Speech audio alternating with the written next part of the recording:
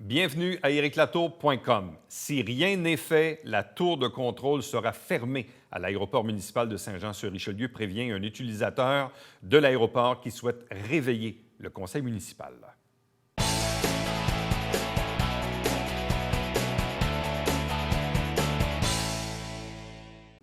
Voilà un enjeu dont on entend parler depuis plusieurs années, voire même des décennies, celui de l'avenir de l'aéroport municipal de Saint-Jean-sur-Richelieu.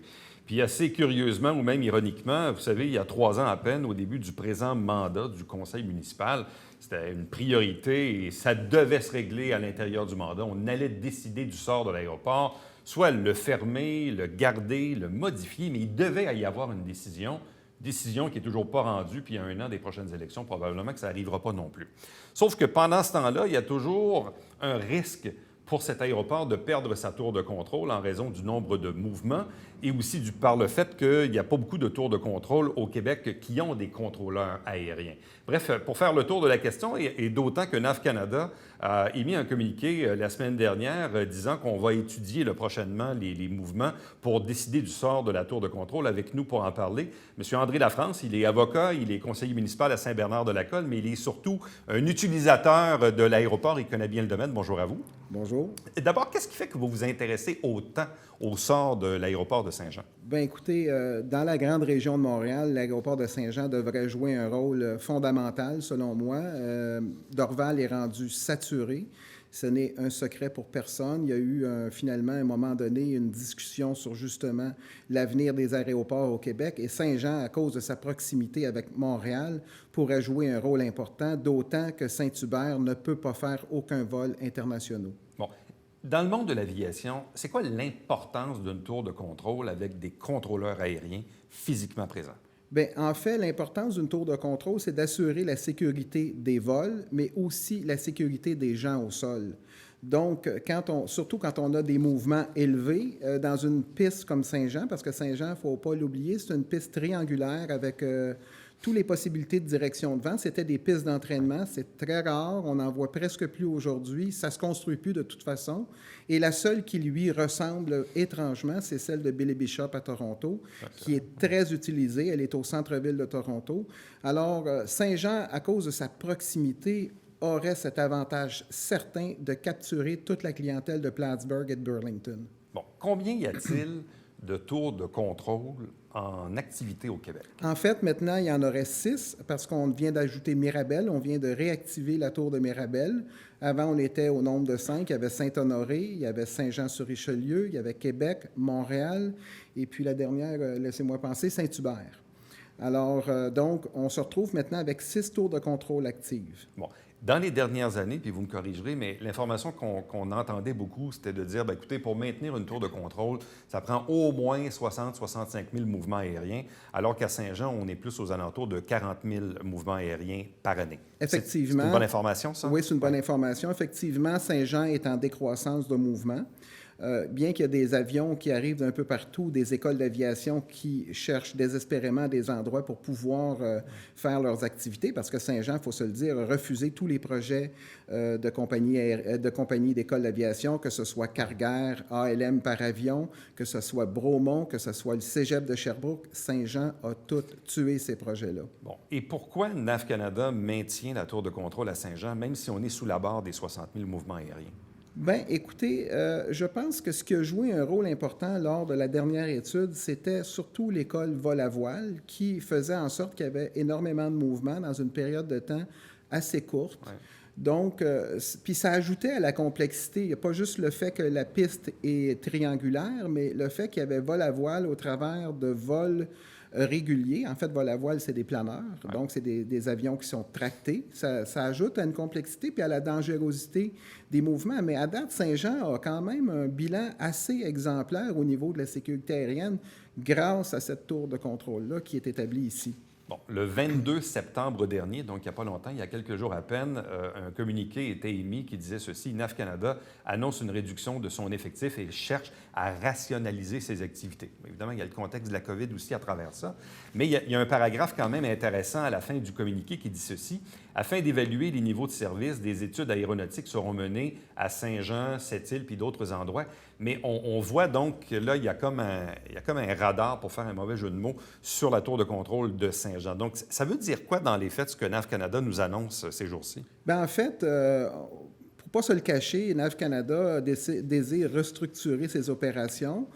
Il manque désespérément de contrôleurs aériens sur Montréal actuellement, puis un peu partout dans les tours très actives. Donc, j'ai l'impression que Saint-Jean, ayant démontré son manque d'intérêt pour le développement de son aéroport, et il y a la COVID en même temps qui arrive, donc une diminution des vols, une diminution importante des revenus de NAV Canada, qui, n'oublions pas, se prennent à partir de tous les avions qui circulent dans le ciel, canadiens, qu'ils atterrissent au Canada ou pas. Donc, ça donne une belle occasion à NAV Canada de se restructurer, de se réorienter. On parle même de fermer la tour de Kudjarapic. Ça m'a énormément surpris parce que les conditions climatiques à Kudjarapic ne sont pas au rendez-vous. Donc, qu'est-ce qui va se passer avec Kudjarapic? Je ne le sais pas. Qu'est-ce qui va se passer avec Sept-Îles? Je ne le sais pas. Mais Saint-Jean, pour eux, c'est beaucoup plus simple parce qu'ils ont des tours de contrôle à côté, comme à Saint-Hubert et puis à Dorval, qui pourraient peut-être prendre un peu le relais. Mais ils ne prendront pas le relais de ce qui se passe actuellement à Saint-Jean. Il y a une zone de dynamitage à côté qui va faire en sorte que les jours de l'aéroport pourraient peut-être être comptés si on n'avait plus de contrôle. Donc, la Ville va peut-être être obligée de se faire ce qu'on appelle un unicum. Et là, ça coûte énormément d'argent. N'oublions pas, aujourd'hui, la Ville sauve plus que 1,5 million de dollars par année à avoir une tour qui est gérée par NAV Canada. Bon, qu'est-ce que c'est un unicum? Et parlez-moi de la particularité de la présence des deux carrières, carrière Bernier et carrière Baillargeon, donc deux zones de dynamitage auxquelles vous faites référence. En quoi la proximité des carrières vient-elle jouer sur les opérations d'une tour de contrôle? Bien, en fait, quand on établit une zone de dynamitage, c'est pour éviter les projections sur les avions. Ce qui arrive actuellement, c'est que ce balai-là entre les avions et les carrières s'opère avec la tour de contrôle. Donc, la tour de contrôle est à même de détourner des vols, de ralentir des arrivées pendant les périodes de dynamitage, qui sont très, très courtes, sauf qu'on ne les annonce pas. On les annonce à la tour de contrôle. On ne peut pas les annoncer aux pilotes qui arrivent parce que jamais Carrière Baillargeon ou Carrière Bernier va se faire un unicum. Alors, donc, l'unicum, ce qu'il va venir faire, c'est exactement comme une petite mini-tour de contrôle où il y a quelqu'un qui est au sol, qui reçoit ces appels-là et qui parle avec les pilotes. Mais ce n'est pas la même chose qu'une tour de contrôle. C'est très différent au niveau... Mais de ce que je comprends, c'est que dans l'éventualité où NAV Canada ferme la tour de contrôle à Saint-Jean, de par la présence de zones de dynamitage, donc les carrières, la Ville serait donc dans l'obligation d'avoir un unicum pour maintenir son aéroport ouvert? Bien, en fait, si on veut maintenir les vols de façon sécuritaire, oui, parce que la zone de dynamitage, elle continue d'exister de par la réglementation. Donc, on ne pourra pas l'éviter. Donc, l'unicum serait un moyen d'avertir les pilotes. Bon. Est-ce qu'il est minuit moins 5, moins 2, moins 3, moins 1? C'est quoi le degré d'urgence sur ce que NAV Canada nous annonce aujourd'hui sur l'avenir de la tour de contrôle de Saint-Jean? Bien, en fait, il y a vraiment une urgence neige. Je pense que la Ville devra prendre une décision. Je pense que le Conseil devrait se réunir pour prendre une décision sur qu'est-ce qu'ils veulent faire avec l'aéroport. Et ils devront intervenir dans cette étude-là pour dire non, nous, on veut vous garder ici et voici pourquoi on va vous garder ici. Alors, il va falloir convaincre NAV Canada de par son étude parce qu'ils vont interroger tous les acteurs. Hein? C'est ce qu'ils disent exactement dans le document. Donc, c'est important pour la Ville de Saint-Jean de vraiment, maintenant, dire où ils veulent aller. Ça fait, comme vous dites, des décennies que ces gens-là ne prennent pas de décision puis qui, finalement, disent, bien, peut-être demain, on verra quand ça arrivera. Mais là, on est arrivé. On arrive à la rivière, on arrive au pont, il faut le traverser. Donc, Saint-Jean a une décision à prendre. L'avenir de l'aéroport, là, ça intéresse qui? Parce que dans les faits, on regarde ça aller. Bon, le milieu économique, évidemment, a un préjugé favorable au maintien de l'aéroport. On comprend qu'il y a à peu près 80 résidents, secteur Saint-Edmond, Saint-Lucien, qui ne sont pas très, très enchantés de l'aéroport. Entre autres, oui, les planeurs, parfois c'est les hélicoptères, parfois c'est les écoles de pilotage, mais j'ai l'impression qu'il y a comme une indifférence. On fera un sondage dans la communauté. À part Saint-Edmond, Saint-Lucien puis le milieu économique, j'ai l'impression que le monde s'en foutent un peu de l'aéroport. C'est pas une priorité. Bien, vous avez totalement raison. Les gens s'en foutent parce que le Conseil, justement, en fait pas une priorité. Si les gens connaissaient les revenus d'un aéroport commercial par passager, le nombre d'argent qui peut rentrer dans un aéroport, ils comprendraient ce que ça veut dire au niveau de l'apport de fonds. Alors que plusieurs activités de la ville qui sont déficitaires, que ce soit les arénas ou les loisirs ou la culture, l'aéroport serait un moyen de financer toutes ces activités-là largement si elle était occupée de façon sérieuse, un peu comme à Billy Bishop. Quant aux opposants, moi, je leur lance le message, mettez vos maisons en vente, faites un deal avec la ville, on exproprie et c'est terminé. Ils n'auront jamais gain de cause. À Montréal, la preuve a été faite. Il y a un groupement qui a voulu s'opposer à l'aéroport. L'aéroport, c'est d'une importance capitale pour une région, c'est une importance capitale pour un pays, puis pour une ville. Jusqu'à la COVID, à chaque 7 ans, il y avait une augmentation substantielle des vols. Et quand la COVID sera terminée, on va revenir au même point où on était. Les gens vont continuer à voler. Puis de plus en plus, d'ailleurs, les gens vont voler. Donc, il va falloir que Saint-Jean vienne dire pourquoi ils ferment l'aéroport, puis à quelle opportunité ils vont perdre de la fermer. En même temps, l'aéroport appartient à la ville. Donc, la ville peut décider du sort de l'aéroport? Oui, effectivement, la ville a le sort de l'aéroport entre ses mains. Il faut se le dire. Mais actuellement, le sort de l'aéroport, c'est les gens de la rue Lebel qui l'ont. Ces gens-là, un petit groupe, décident de qu'est-ce que le Conseil va faire, alors que si le Conseil se mettait à regarder l'économie de l'aéroport, puis à faire une vraie étude, pas une étude bidon comme ils ont fait la dernière fois, sur les revenus potentiels de vols internationaux vers les Caraïbes, par exemple, c'est plusieurs dizaines de millions par année en revenus. Ce n'est pas des petits revenus, c'est des grands revenus. En fait, ADM n'est pas là, ne gère pas des aéroports pour le plaisir, il gère des aéroports pour faire énormément d'argent. Parce qu'il n'y a pas que l'aéroport, il n'y a pas que les taxes sur les voyageurs, il y a le stationnement, la location de voitures, les hôtels, les gens qui y travaillent. À Dorval, ça ne se compte plus le nombre de personnes qui travaillent là, c'est par milliers d'employés. Bon. Alors, c'est une création d'emplois pour Saint-Jean que Saint-Jean refuse. C'est quand même assez extraordinaire de refuser des emplois dans toutes les catégories, alors qu'on pourrait, si on avait un vrai plan de développement, faire quelque chose d'intéressant, d'autant que le gouvernement fédéral financerait un terminal. Bon, vous avez fait référence tantôt à l'école de vol à voile, donc les fameux planeurs dont on voit évidemment dans le ciel au courant de l'été. Mais bon, même la Ville avait envoyé une communication un peu malencontreuse au printemps là-dessus à la Défense nationale. Évidemment, on a une base militaire, une garnison. Il y a l'aéroport, évidemment, qui est là depuis les années 40. C'est un site d'entraînement. Et je comprends que pour certains résidents, le désagrément du bruit vient, entre autres, de la part des planeurs. Mais vous avez dit tantôt que la présence des planeurs vient probablement justifier, peut-être pas à elle seule, mais en bonne partie, la présence aussi ou le maintien de la tour de contrôle. Donc, est-ce que pour vous, ça, le maintien de l'école de vol à voile à Saint-Jean, c'est primordial? Pour moi, c'est une priorité. Premièrement, ça a un rôle social important. C'est ça qu'on oublie souvent avec vol à voile, c'est que beaucoup d'enfants qui y participent sont des enfants qui ne viennent pas toujours de milieux heureux. Des enfants qui viennent de milieux qui n'ont pas toujours la facilité de procurer à leurs enfants des activités aussi enlevantes que ça. Fait que le rôle social de vol à voile, là, il faut le prendre en considération. Ce n'est pas juste d'apprendre à planer, mais c'est d'aller au-delà de ce que ça peut occasionner au niveau psychologique des enfants.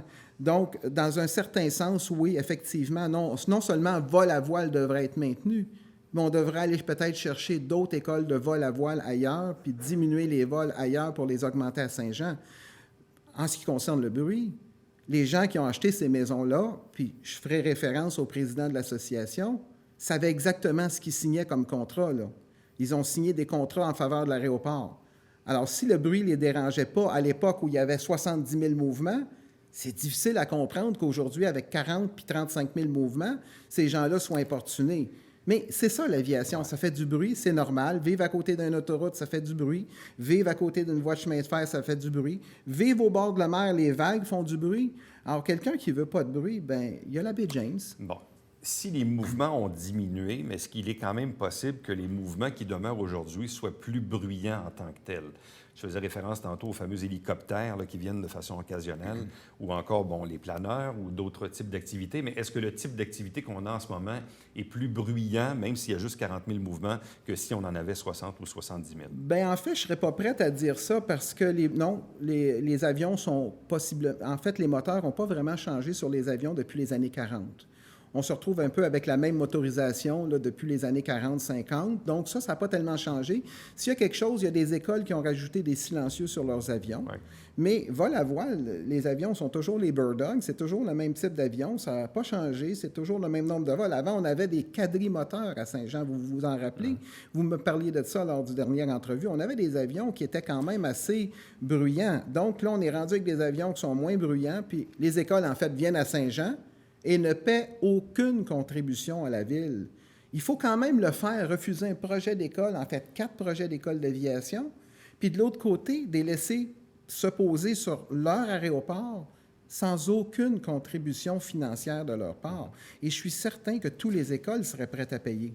Bon, vous avez fait référence tantôt aux résidents et à un contrat. Vous dites les résidents, dans le fond, ont signé un contrat par rapport à l'aéroport, mais souvent, et il faut l'expliquer, il y a un principe de servitude Oui. qui est accordé que je ne sais même pas si les résidents eux-mêmes le savent vraiment que cette servitude-là existe dans leur contrat notarié de maison. Bien, effectivement, les citoyens le savent tellement que les notaires à qui j'ai parlé expliquent aux citoyens, parce que ça devient une servitude qui est quand même assez importante, là.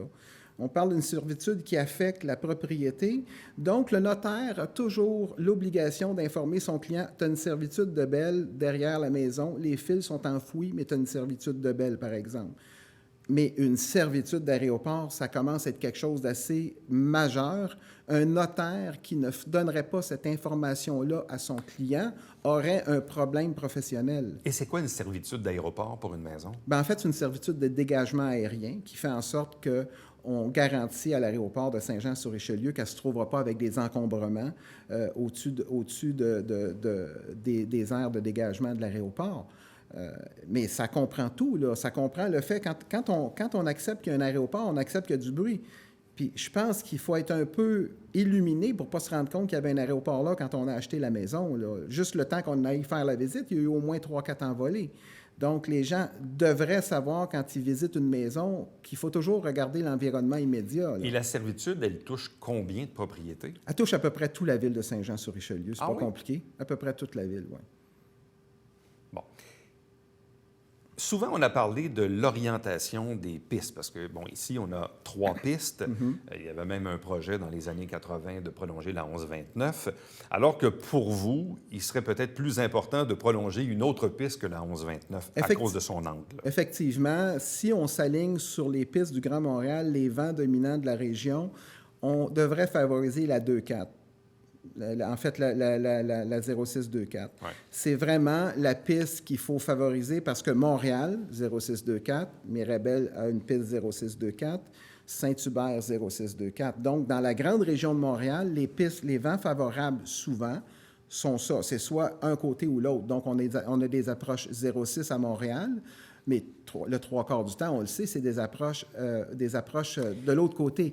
Le gros avantage d'avoir une piste triangulaire, c'est qu'on peut répartir les vols. Mais quand une ville commence à utiliser un aéroport comme un terrain de jeu, littéralement pour vendre des hot dogs l'été, bien, elle fait en sorte d'augmenter le trafic au-dessus de la rue Lebel. C'est la ville, par ses décisions irresponsables, qui finalement fait en sorte que ces gens-là sont obligés d'en tolérer plus. On a 3 pistes, on a une tour de contrôle, on a une situation idéale pour répartir le bruit. En fait, l'Association des pilotes le dit depuis toujours, puis même moi, j'ai été membre de l'Association des pilotes. À un certain moment donné, comme administrateur, j'ai eu une rencontre informelle avec Transport Canada et toutes les nouvelles règles de sécurité que vous voyez à l'aéroport proviennent de cette rencontre-là multidisciplinaire qu'on avait eue avec le président de l'époque de l'Association des pilotes. Bon, la 0624, Oui. si on veut la prolonger, est-ce qu'on a l'espace pour le faire? Effectivement, on a l'espace. En fait, le dégagement va probablement atteindre la rue Le Grand-Bernier. Mais là, on a deux choix. Est-ce qu'on veut avoir un Grand-Bernier qui est en ligne droite puis on veut se rendre jusqu'au bout? Est-ce qu'on veut y faire un viaduc en dessous? Est-ce qu'on veut contourner la piste? Il y a toutes sortes de possibilités. On peut faire un cul-de-sac sur le Grand-Bernier, parce que pas nécessité que ça continue tout droit. À un moment donné, le Grand-Bernier, il arrête à Saint-Blaise. Il ne continue pas jusqu'au fleuve, jusqu'à la frontière américaine. Il arrête en quelque part. Donc, la ville de Saint-Jean peut très bien l'arrêter là si elle veut sauver de l'argent, mais on peut allonger cette piste-là, on peut amener ça à 10 000 pieds si on veut, comme à Trois-Rivières, 9 000 quelques cents pieds, Trois-Rivières. C'est pour ça qu'il y a un atelier de mécanique importante à Trois-Rivières. Et quel serait l'avantage d'avoir une 0624 plus longue? Bien, en fait, on pourrait avoir les réactés, en fait, la classe des 220, en fait, les nouveaux, en fait, la série C, qui est devenue le 220 de Airbus. Ces avions-là sont des avions performants, silencieux, qui peuvent couvrir des distances importantes et qui sont maintenant acceptés à l'aéroport de Londres. Le London Center accepte le A220. Donc, d'avoir une piste plus longue, ça nous permet d'avoir du 737, ça nous permet d'avoir du 220, ça nous permet d'avoir du 320, ça nous permet d'avoir un paquet d'avions qui pourraient faire justement les Caraïbes. Bon, et la 0624 serait-elle moins dérangeante pour les citoyens? Ah, effectivement, effectivement. En fait, l'avantage d'avoir ces deux pistes-là en opération, c'est que les vols commerciaux pourraient s'orienter sur la piste c'est-à-dire 2406, et tous les autres vols peuvent s'orienter sur la 220 ou sur la 2911, dépendamment des vents favorables. Puis, je veux dire, on peut mettre tous les petits avions sur l'autre axe. Donc, ça élimine d'autant le nombre de passages. Puis, n'oublions pas, un avion commercial, il en partirait probablement une quinzaine par jour à Saint-Jean si ça marchait de façon responsable, là. On ne parle pas d'un vol à tous les minutes comme à Dorval. On veut juste aller chercher le grévé que Dorval n'est même plus capable de prendre de toute façon. Bon. L'étude en question de NAV Canada, ça va prendre combien de temps avant qu'elle se fasse, avant qu'on ait des recommandations, avant que NAV Canada prenne ultimement les décisions? Autrement dit, les élus joannais ont combien de temps devant eux pour faire pression ou pour exprimer à NAV Canada le désir de maintenir la tour de contrôle? En fait, ils n'ont plus de temps. C'est ça qui est malheureux. L'étude de NAV Canada connaît déjà tous les paramètres de Saint-Jean. Il restera à valider certaines choses, à valider les heures de départ, d'arrivée, tout ça. Mais ils n'ont plus vraiment de temps pour justement faire des pressions sur NAV, parce que NAV n'est pas tout seul à prendre la décision. Il va y avoir le gouvernement fédéral qui va prendre une décision au travers de tout ça, parce qu'il n'y a pas que la tour de Saint-Jean qui est touchée, il y a plusieurs tours. Et ça, au niveau économique, c'est des catastrophes pour certaines villes, là. Mais pour vous, dans le fond, de par votre intervention aujourd'hui, c'est quoi? C'est de réveiller un peu l'insouciant collectif, nos élus, le milieu social, économique, pour dire, écoutez, réveillez-vous, il est minuit moins une, là. Exactement. Moi, le but de mon intervention aujourd'hui, là, c'est pas de lancer la pierre à personne, c'est de leur dire, on est face à une situation, quand cette situation-là va arriver, que la tour va fermer, ça va être difficile de revenir en arrière. Quand on a fermé Mirabel, ça a pris presque 30 ans avant de la réouvrir. Donc, puis ça a pris pas mal de tractations pour que la tour de Mirabel réouvre. Et pourtant, Mirabel a une tour absolument extraordinaire, là. Mais à cette époque-là, c'était un FSS. C'est devenu un FSS. Donc, on donne de l'information aux pilotes, mais c'est très rudimentaire. C'est pas comme ici, là, la tour de contrôle, il y a des instructions claires qui sont données aux pilotes, là. Il y a des choses à faire et à ne pas faire. Il y a des choses à respecter. Donc, est-ce que ça va changer la configuration des zones du terminal? Pas du tout. Les zones vont rester les mêmes. Montréal va continuer à contrôler un peu ce qui se passe au-dessus de Saint-Jean, mais pas au sol, là. Au sol, c'est terminé, là. Là, la Ville devra dépenser probablement 400 à 500 000 par année pour se payer un Unicom si elle décide d'avoir de la sécurité sur son site.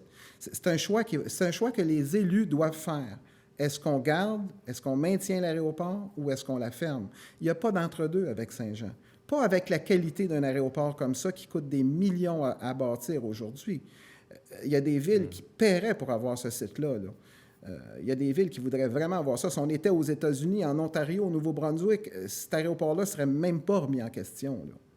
Mais au Québec, on a un problème actuellement avec les avions. Il y a de la contestation un peu partout dans la province. Malheureusement, les gens veulent continuer à voler.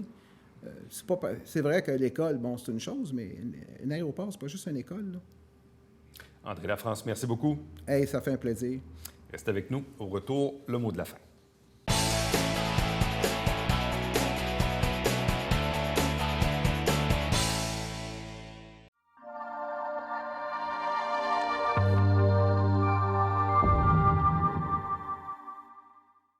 Mesdames et messieurs, bonjour et bienvenue à la Justice entre nous. Mon nom est Serge Lemaire.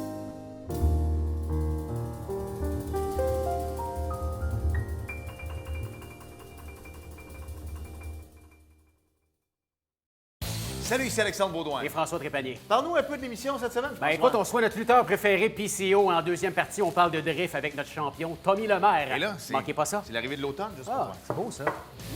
Wow.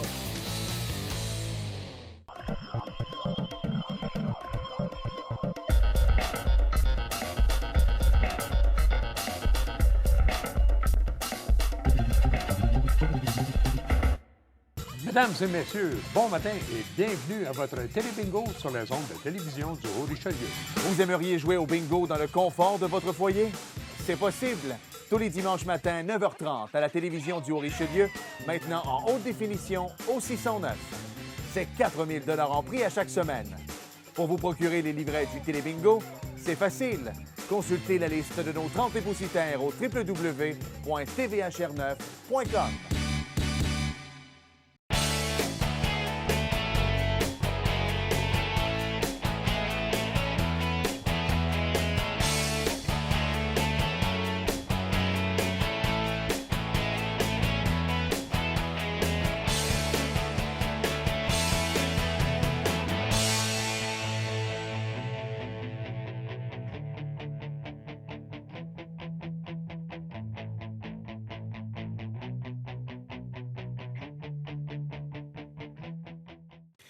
On vous invite à visiter le site Internet de la Ville avec sa page coronavirus pour avoir de l'information à jour sur les services municipaux. Exemple, actuellement, le patinage n'est pas permis, mais oui, il peut y avoir de la natation ou de l'ouverture des bibliothèques. Mais on vous invite à suivre évidemment ça quotidiennement avant d'utiliser un service municipal de la Ville de Saint-Jean-sur-Richelieu. À demain. Bye-bye.